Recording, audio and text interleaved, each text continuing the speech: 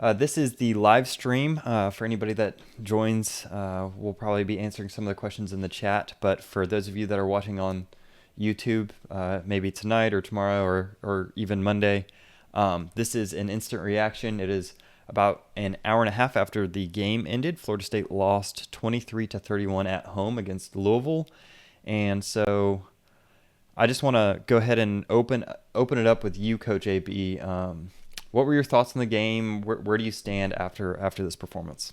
Uh, I think I stand kind of where I've been all along, really. Um, I still have concerns, obviously about talent. I still have some coaching concerns, some decision-making concerns.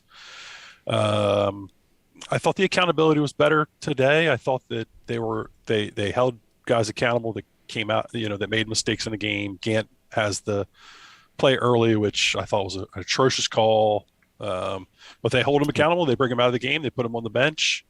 Penalties were few and far between today, which was great. I mean, that's not been the case. So signs of growth there. Uh, I just I just think you have. I don't think you got guys that can go win you football games, and you're making mistakes coaching wise on top of that. They go back to the Jacksonville State game that have led guys to doubt what you're trying to do and what you're wanting to become as a program that continue to bleed through. But ultimately, the first half was an epic failure defensively and offensively. You did nothing.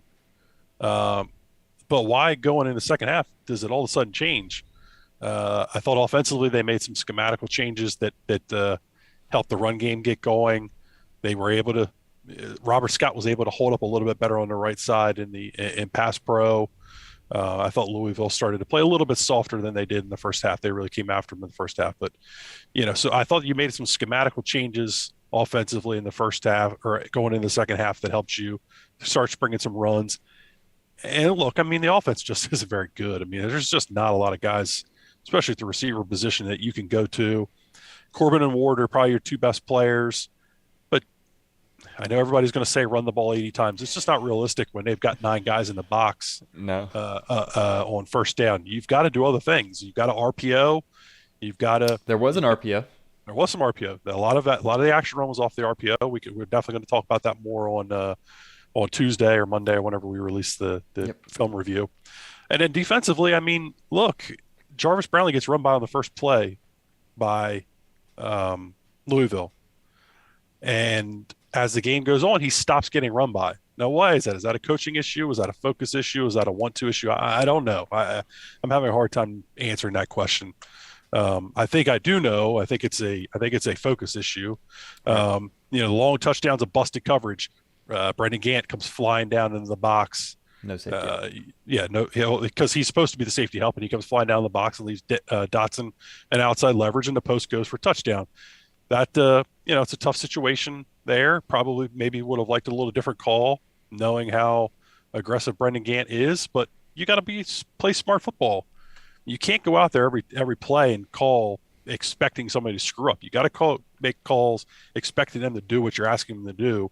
And when they lose that discipline and they have those breakdowns, well, big plays happen, and we continue to see it out of the secondary. I thought in the post presser today, you saw Jermaine Johnson call out the secondary. You saw Jarvis Brownlee call out the secondary, and Mike Norvell all call out the secondary for the screw ups that they continue to have. Yep. And it's the same guys over and over again. And at some point, that's got to stop being on Adam Fuller. It's got to stop being on Mike Norvell. It's got to stop being on Marcus Wilson. It's got to start being on those kids. They've got to start holding themselves accountable. Their teammates have got to hold them accountable day in, day out to show up and do what they're supposed to do, because there's a lot of failures that are occurring back there. But ultimately, and I agree with what Guns is saying in the chat here, you're 0-4. Your record is what your record is what you are. You're 0-4. You're 0-4 talent wise. You're 0-4 coaching wise right now. I was encouraged by what was going on. I was certainly encouraged by what happened in the second half. You got to love that effort with a shutout. You got to love that rally offensively. You wish you just would finish a drive. You just need that one guy that can finish a drive. One playmaker that can go out there. Maybe it's Malik McClain in the future as he gets older. You just need that one guy to go make a play. Jay Sean Corbin, as great a game as you had, you have the drop. It kills you. You got to make that play. Those are winning football Are you plays that talking you're about not on the making. screen? The No, on the he ran a little error route on Oh, fourth down. Corbin. You're talking about Corbin. Yeah, yeah. Yeah, Sorry, I Jay thought. Sean Corbin. No, it's okay. Yeah, he runs that little error route. You've got to make that play. The ball's a little high. Your Yep. quarterback's not having a great day. Um, you just need to make that play for him and for your team. It's not on him. I'm not saying that's why they lost, but those are plays that winning football teams make. That's why we're 0-4. Yeah, I mean, I think that you said a lot of good stuff and a lot of stuff that I totally agree with. I think I'm more on the positive side. I don't think that you necessarily are your record. That second half team, if you take that second half team, they win a lot of football games. Mm-hmm. If you take that team in the second half, I think they win more games than they lose this season. But unfortunately, you can't seem to string together a full drive, let alone a full quarter or a full half. And we saw like a little glimpse of, I guess, the potential. And there was an expectation that this is the year that you lose big last year, you lose small this year, you win small next year, and you win big next year. But at a certain point, you say that to take away some of the close losses that you expect. Like that's against the Clemsons of the world. Right. It's not against the Louisvilles of the world. So this team just looks like they don't know how to win. They don't know. They don't have that instinct. They don't make those plays. I think that I'm gonna look into this more. So before I make any broad claims, I think a big reason why we're struggling isn't that we're not moving the ball or stopping the ball. It's that on third downs when the game matters, when the drive can either stop or keep going, is when we're at our worst on both sides of the ball. And fourth down. In fourth down, right? Yeah, on these key plays is when we're the worst that we are. And it's like, is that a coaching thing? Is that a mentality thing? I mean, it all goes to the coaches at a certain point, right? Like a coach should be able to teach that or coach that or whatever. That's a big part of being a coach, is getting your kids mentally prepared for these big situations. But yeah, to me, it that first half came down to third downs on defense, right? They scored 31 points because we couldn't stop them on third down. It would be 3rd and 15, and we wouldn't stop them, or we'd get a penalty, or Yeah. they were like 8 for 9 at one point in time. Yeah. That on a certain point, that's on the coaches, but also on 3rd and 15, your kids are, as a coach, you've put your kids in a situation for success, Yeah. and if you consistently in the first half, they just in coverage, it was just easy completions and just kids just in man coverage. Or what I saw a lot in the first half was they were doing a lot more. I think they were trying to break tendency. They've done a lot of man coverage this year. I saw a lot more Yeah. the match Yeah. quarters type stuff. And I think it was just soft. They were soft in the first half. It made passing the ball easy. They made Malik Cunningham look like an all-star. And I just don't think that I don't know where to start with this. I'm pleased with the second half performance, but Sure. yeah, I mean, you're 0-4, dude. Like, you have to win Yep. at a certain point, right? But so here's the thing for me as I'm listening to you talking. I want to get to some of the. I want to get to first. I want to get to some of the guys here in the chat. I'm seeing Chet Dog, team definitely has no idea how to win. Yep. Austin Shiver says, "Why does I hope I said your last name right there? Why does every positive performance have to happen after we dug the hole too deep to climb out of?" Um, yeah, Austin, I wish we knew. I think the coaches wish they knew. I mean, Norvell Yep. talked about it post game.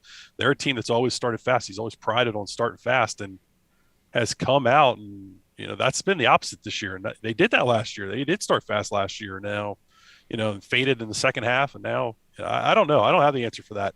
Um, uh, yeah, I wish I did know. I'd be a millionaire. Um, why are other second-year coaches thriving like Pittman, Tucker, Aranda, Halfley, Kiffin, and not Norvell? Man, look. I mean, some of it is there's 2 transition classes here. That's not all of it, obviously. There are coaching blunders that are being made. I think that there's a lot more. I think there's a lot more issues with buy-in than what wanted to be believed.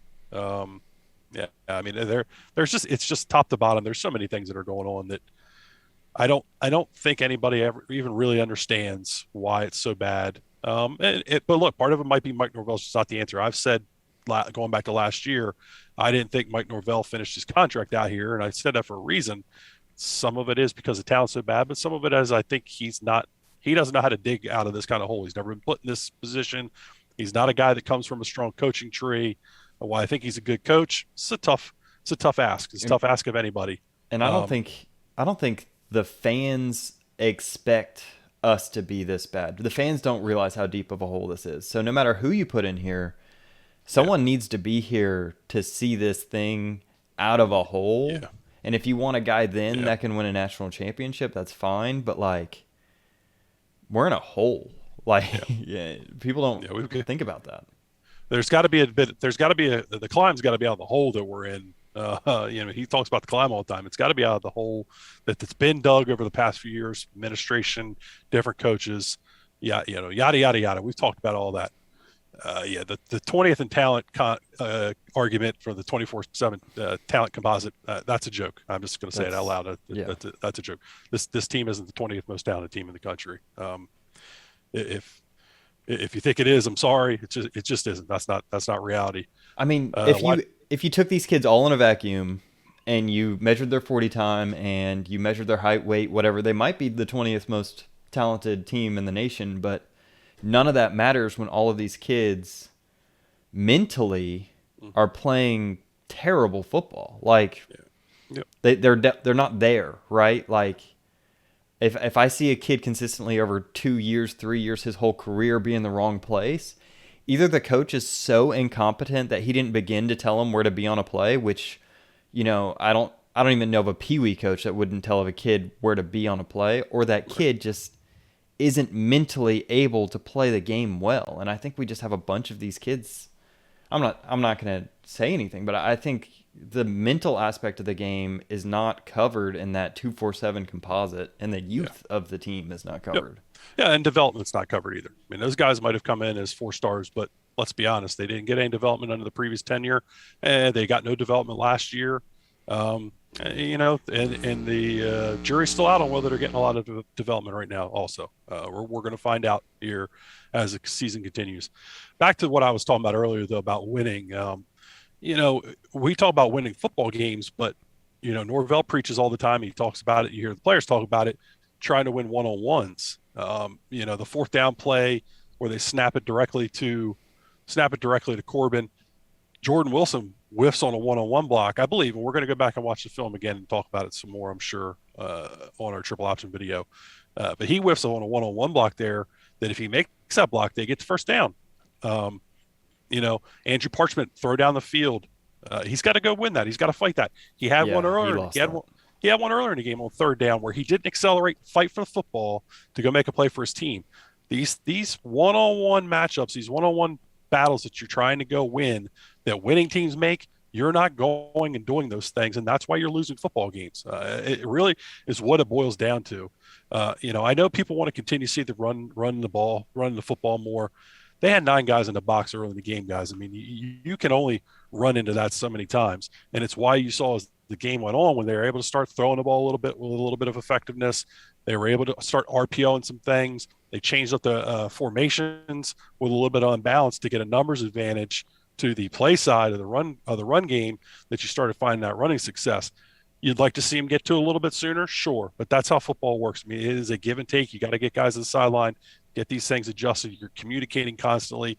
It's not easy to just snap your fingers and make changes. Let's see. I'm looking forward to seeing you all break down this tape. Can you make a focus point on the difference between halves? Is it really superior execution? Yeah, I mean, sadly, we can only see so much that's going on in the secondary, but it looked to me like they still kept on running a lot of match quarters. They were running a lot of man. I think they were I just didn't see a lot of changing. They started playing sticks defense on third down, which I think was a point of emphasis in the second half of why they started making some plays. They were able to cover things up better deep, and they were able to rally up on the football and tackle the ball before it got past the chains on third down. But as far as big plays and that kind of stuff, it was really focus and execution. I mean, that's really what it boils down to. Guys stopped running up hard on the run game. They played their keys. Guys stopped playing poor technique, getting run by. They started using the sideline a little bit better. And a lot of what was going on in the first half was also Louisville was able to attack these linebackers. And we know how poor these linebackers are in coverage. They were able to use a lot of those boots. They were able to use a lot of draggers. We started collisioning those a little bit better, walling some of those draggers off in the second half, which helps.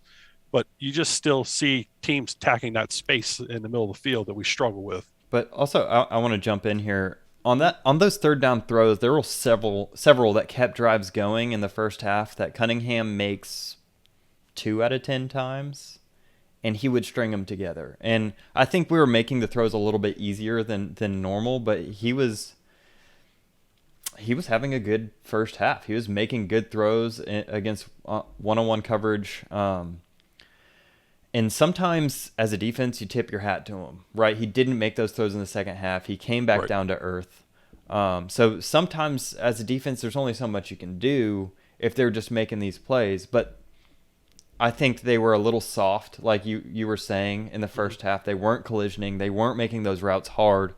And so that kind of allowed a rhythm that made him a better passer than he is. There's a question about fourth down math. Do we think he's being overly literal? I'll go ahead and answer. I'm sure AB's got an opinion on this. I don't. I think that was the right call to go for it. I even kind of like the play call. You hear people talk about you want to get the ball in Corbin's hands. You don't want to throw it because we don't trust our offensive line to pass block. We don't trust KZ to throw the ball downfield. But when we try to run into a loaded box, we've tried that on third and fourth down several times. So we tried the best of both worlds. We tried to kind of get them off kilter a little bit and try to run the ball up the middle. They knew it was coming. We missed some blocks and we didn't get it. It's one of those things where you're going to look like a genius if you get it, but you're going to look like an idiot if you don't. Right.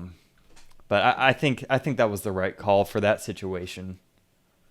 There's like 4 minutes left or something. Yeah.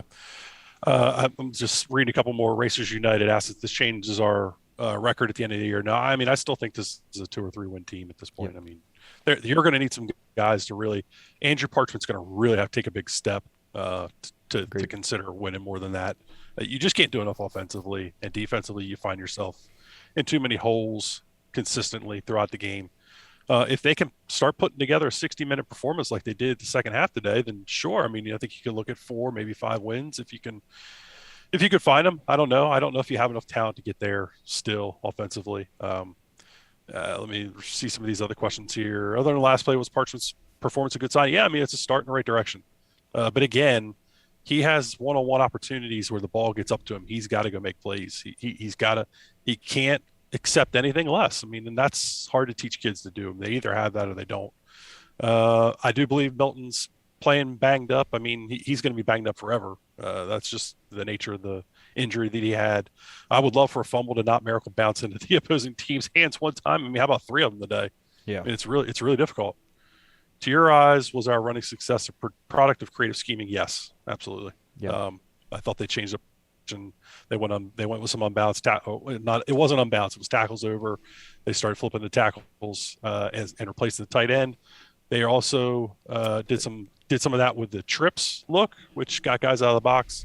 I'm excited to look at that stuff a little bit more in our triple option video, because I did think that they did some creative stuff in the run game. They wanted to run some jet this week. I think they thought they could run laterally against Louisville. It ended up playing out. They just started doing it a little bit different. They were able to do it with outside zone and some of that. I don't know. It looked almost like a Y power. They were pulling the tight end around as a wrapper. Fuller's trash, 4 touchdowns in the first half. Yeah, I mean, look. All right. I'm not going to say Fuller isn't bad at his job. I mean, I think the jury's still out. I think you could have a legitimate conversation about firing him and bringing somebody else in. I think the problem is somebody else is Randy Shannon, and that's an issue for you, because I don't think he's the answer. No. Yeah. How much of the sacks seem to be on O-line? Robert Scott was pretty poor in the first half. There were several. Yeah, he didn't play very well. And then Milton kind of ran out of the pocket a few times and got himself, and then he fell for I mean, he fell 4 times. It really kind of killed him in some of those late game possessions. Why can't we coach for 60 minutes? I don't know. Why can't we play for 60 minutes either? I mean, Yeah, why is no one show up for the first half of the game? Elliot. I mean, you're the wrong channel if you think you're gonna get us to bite on that. And I mean, it's everybody. It's top down, man. This isn't just on coaching. This is coaching. This is players. This is talent. This is buy-in. This is everything. This is administration not supporting them for years. Yeah, I mean, this is just a little bit of everything. And you can't just point and shoot at one guy. It's not that black and white. There's so much gray area here. It's not even funny. What would it take to fire Fuller? Another performance like this one, probably. We'll see. Maybe he doesn't make it through this weekend. I don't know. Yeah, I wouldn't be surprised. Second half shutout. Nah, it's tough to say. Yeah, you still let up 31 points to. I mean, Louisville's offense is okay. I mean, it's not the most ridiculous thing in the world to let up 31 points, but just the way it was let up in the first half kind of took you out of the game early. Yeah, and I'm just kind of. I've been on the Fuller train, and I still would not be upset if they kept him around. But I'd like to see some more physicality out of these cornerbacks and secondary on these routes. Consistently, yeah. One thing I'd like to go back to for a second is, I don't know if you guys can see this, but they went to this a lot. It was like a little RPO here, where they would have this guy running a bubble, and then there was an inside zone, and you're kind of just reading this mic here. I guess in this drawing it would be. Yeah. And a lot of their success in the second half early on came from this. They literally ran this all the way down the field one drive. Mm-hmm.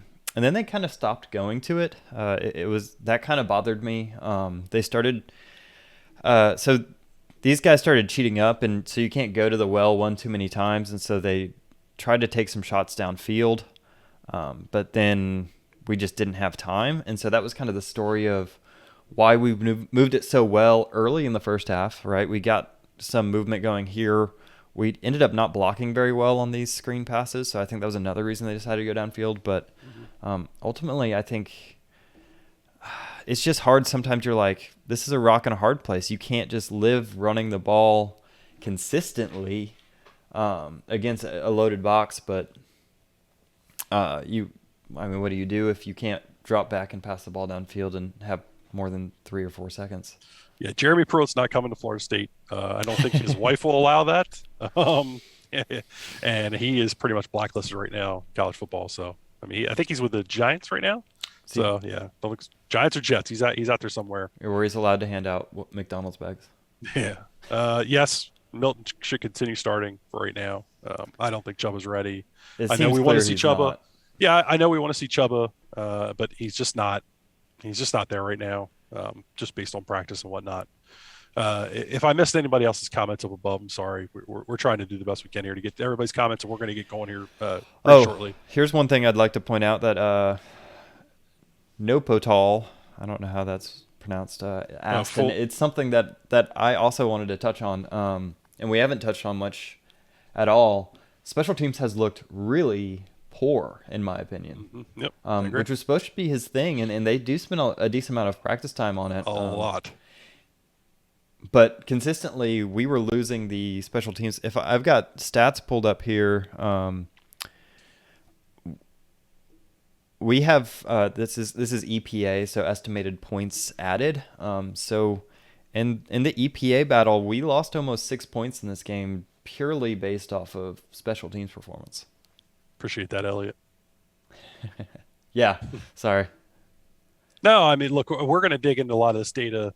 We've kind of talked about it off camera. We want to start presenting a little bit more of that data to you guys. That's Kev's kind of realm. So we'll have more of that stuff when we release our next video. Am I concerned about the turf monster? Yeah, I'm concerned about that. Look, I mean, Milton is what he is. He's he's a banged up kid. It's a miracle he's even playing football. Let me try to get to one last more. Can anyone name a notably successful Inglorious Master D? Fuller doesn't coach from the press box. He coaches down the sideline. Yeah, he's on the field. You can see him consistently. All right, guys, that's going to be it for us tonight. This was our instant reaction. It was a little bit longer than what they normally were, but if you guys like this live stream style, let us know. We'll keep trying to do this. Make sure you guys hit the like button. Make sure you share this with all your Seminole buddies as we all kind of work through this 0-4 like everybody else. I mean, it's tough. We're fans just like you guys. We just know a little bit of football and try to share what we can with you guys. So smash the like button, hit the Patreon, make sure you're subscribed. Everybody enjoy the rest of your weekend. If you got a favorite NFL team, hope they get a win tomorrow. So Don't let it ruin your weekend, guys. It's Yeah, college yeah. football. It's fun, Yeah. but it's We'll be not worth back. it. We'll be back either Monday or Tuesday with the triple option video. So Yep. you guys have a good night. Thank you. See ya.